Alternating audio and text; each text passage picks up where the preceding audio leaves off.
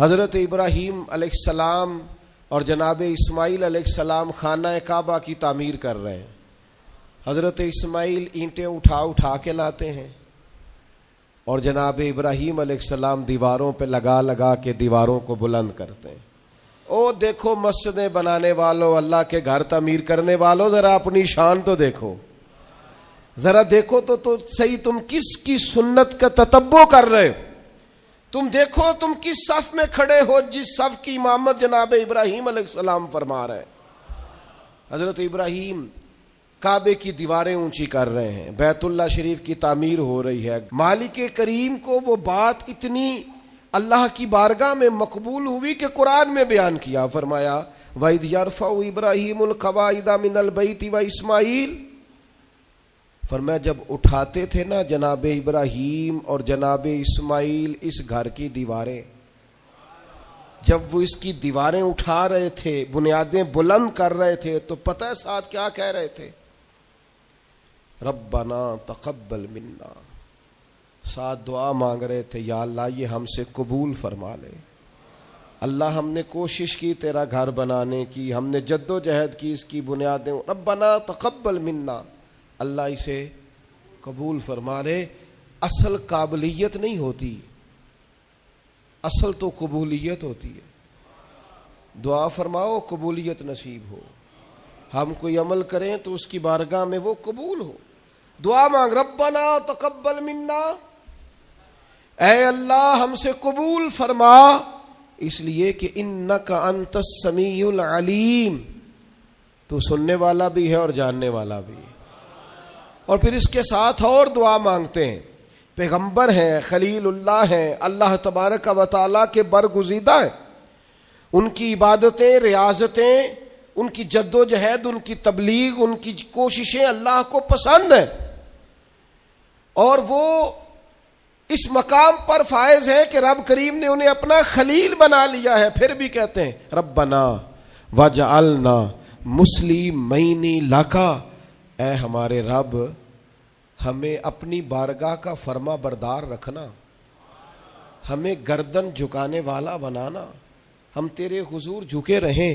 وَمِن ذُرِّيَّتِنَا أُمَّةً مُسْلِمَةً لَكَ، اور ہماری اولاد میں بھی ایک امت کو اپنی فرما بردار رکھنا، آنے والی نسلیں بھی تیری فرما بردار رہیں. دعا کیوں نہیں مانگتی امت یہ کہ یا اللہ ہماری اولادیں بھی تیری فرما بردار؟ ہر وقت ان کے لیے رزق ہی مانگتے ہو، صحت ہی مانگتے ہو، اچھا کاروبار ہی مانگتے ہو. یہ دیکھو جناب ابراہیم کیا مانگ رہے ہیں، کہتے ہیں یا اللہ ہماری اولادوں کو اپنا فرما بردار رکھنا، یہ تیرے نافرمان نہ ہو. اتنا مقام ہے، مرتبہ ہے، پھر بھی کہتے ہیں وَأَرِنَا مَنَاسِكَنَا، یا اللہ ہمیں اپنی عبادت کے طریقے سکھا، یا اللہ ہمیں سکھا کس طریقے سے تیری عبادت کریں تو راضی ہوتا ہے. آج نا سب سے مشکل کام سیکھنا ہے. آپ کسی کو سکھا نہیں سکتے، سارے سیکھے ہوئے ہیں اللہ ماشاءاللہ. جس سے پوچھیں گے وہ کہتے ہیں اوہو تعلیم یافتہ ہوں، پڑھا لکھا ہوں، سند یافتہ ہوں، تجربہ کار بھی ہوں، اتنے سال ہو گئے فلاں کام کرتے ہو.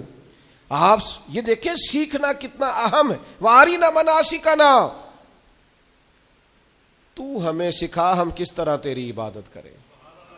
وَتُبْ عَلَيْنَا، اور اپنی رحمت سے ہمارے اوپر رجوع بھی فرما، کرم فرما مالک، ہم پر رجوع فرما.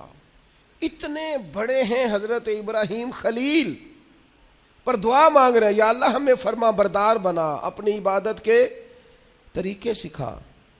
تو وہ جو لوگ جنہوں نے طے کر لیا ہے کہ بس ہم سب کچھ سیکھ چکے ہیں، ہم تو فارغ التحصیل ہیں، ہم تو بڑے قابل ہو گئے، اوہو ہم سے سیانا بھی کوئی دوسرا ہوگا، وہ ذرا اس سے سیکھے نا.